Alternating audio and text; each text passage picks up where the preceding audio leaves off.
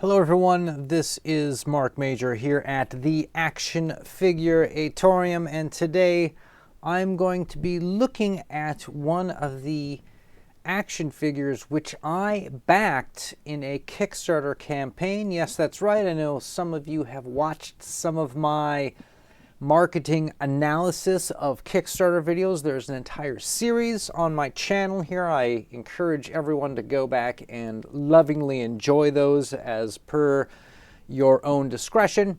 And so I'm going to actually take a look at one of the products that I backed and paid for. This was the Lone Coconut Plunderlong and Plunderstrong campaign. I think I talked a little bit about this previously in a video, and that why I backed it. It's just a lot of fun looking figures. They're very sort of goblin hobgoblin-y, kind of gives me that South Seas World of Warcraft goblin feel for those of you that have played that game, or also maybe kind of the world of Popeye, that sort of, you know, the Popeye movie in the 80s had that sort of people who live by the sea and they kind of act weird because they're people who live by the sea. I think you know who I'm talking about, or maybe you don't. So I'm going to be looking at the one that I purchased, the Nomad Swashbuckler. Why that one? Well, it's one that came with the guitar. I mean, it's pretty obvious. And I'm just going to look at it from the perspective of not like, is this some kind of a Hasbro product, but like, this is pretty cool for what you can get through a Kickstarter. So everybody strap on the leather. Hold on tight.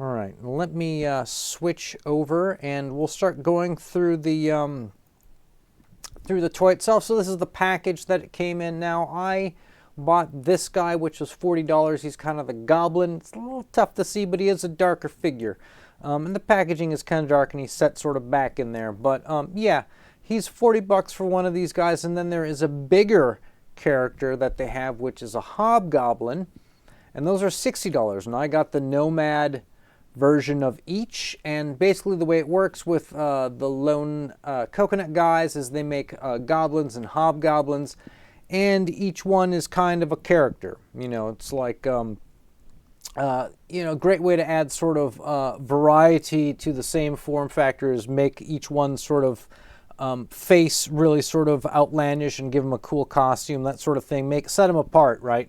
And so this is the guy that has like a sword, and he's a lute. He's kind of a ladies' man. This is actually what the packaging inside looks like. It's two trays, right? And the figures fit very well in there with all the accessories. I was pretty impressed with the quality of these figures. Here's what it looks like completely out of the package. You get two heads, extra set of hands, couple accessories. I told you the lute and the swashbuckling thing. He also has a hat that comes off and a cape. Now there is a magnetic element to the toy, which is pretty cool. It's a novelty shtick. It's a gimmick. It's a pretty good gimmick, though. In fact, it's how I found out about these toys. It was not through some YouTube channel or you know, some Twitter post or something like that. I was actually researching a line of toys called Mag Warriors, short for Magnetic Warriors, and they're, you know, these sort of medieval looking dudes that all have joints that connect by ball magnets. And I believe they got recalled because kids eat them, and, you know, they get the magnets stuck in them, that kind of thing. And so that was actually how I just stumbled upon their website, signed up for a newsletter, and when they launched this, I threw some money at it, and I'm here to report I'm quite happy with it. They look particularly good. Look at the guy, right? But they have a lot of articulation. Now, this is a figure that absolutely 100% needs to be warmed up beforehand. I recommend actually, no, not the cup of water. No, not the blow dryer. You guys in the go grab a blow dryer. No, you put it in just and you'll know where it's supposed to go, but just the appropriate spot in front of the space heater, okay? You get it just far enough away, and you let it naturally kind of imbue the heat near it, and that is the best way to heat these things.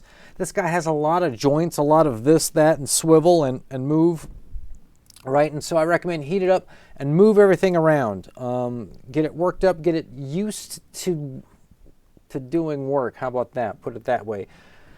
The one thing that I felt was a weak spot on this particular design was the neck is particularly long because it's got to hide this sort of really long face and big jaw on it. And so when you're trying to take the head off, it feels like it's going to break. And I'm willing to guess that there are people who've already probably broken theirs or going to break them. I think we're going to hear stories of broken necks. The neck joint, I think, is what's going to break on these. So what I did is I put a little bit of a degreaser in there and just let it be a kind of, you know, like a soapy water would work too, right? And pop it out that way, and there's no complaints because he came with the other head on him. He didn't have the laughing head. I had to swap him out. He came with the one that's the mouth is closed, and that's, let's be honest, between the, you know, the scared, the grinning crazy man, and then the stoic closed one, you got to show the teeth. I think that's pretty obvious, right?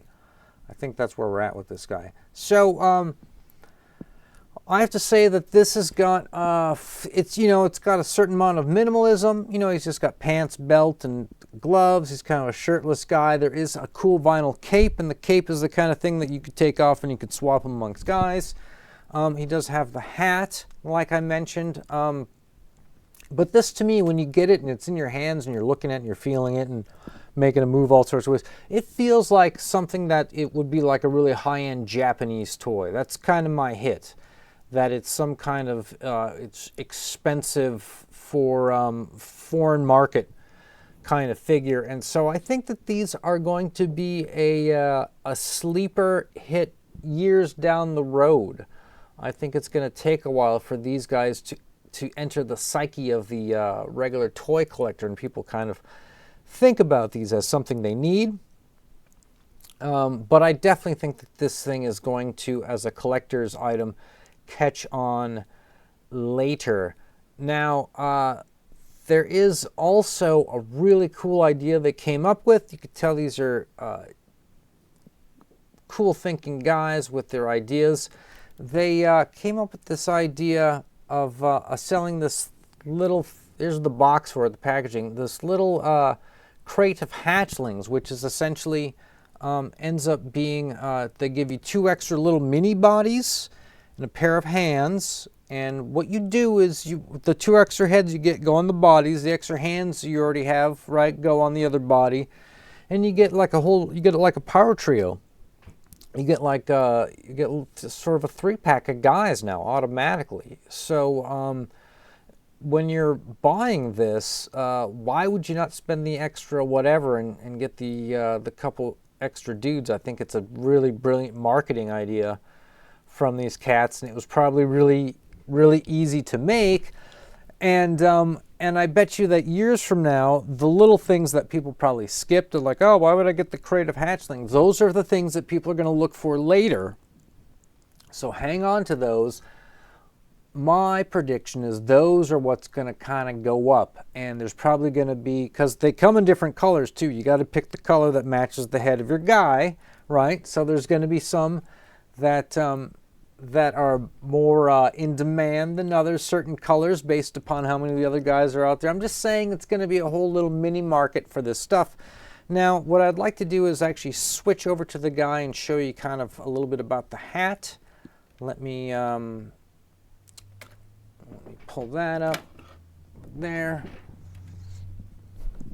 See, I'm still in the stewed. So here's the guy, right? And oh, here's his bud. Look at that. Check that out. He's got everyone's. Look at that sword. It's a good looking sword too. It's all used and crappy. So the hat has got a little magnet, or actually just a little piece of metal. You can kind of see it in there. And, you know, there's a magnet at the top of the head on this guy. And the thing just kind of clips on, helps that it's the perfect, like, little indent to go on. And I think it's strong enough to where I think you can lift somebody with it, as I recall.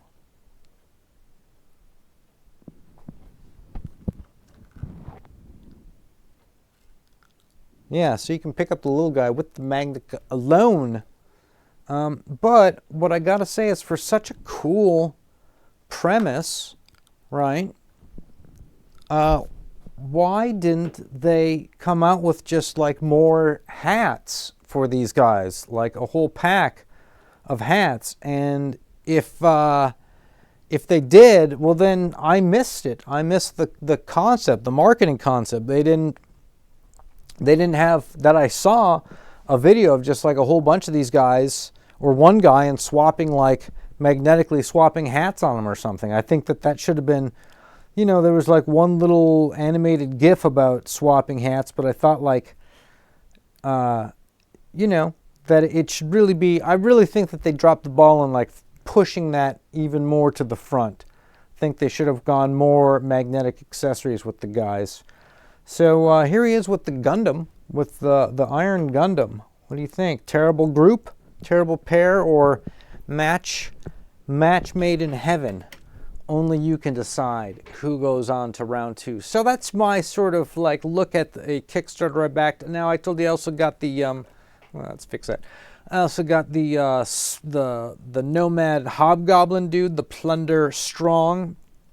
But I think I'm going to leave him in the box. I might hodl him. I might hold him. I might just kind of sit back and see what happens, because I got the one guy and he's got the guitar, and, you know, that's kind of really all you need. So with that, everybody needs to, you know, stay charged.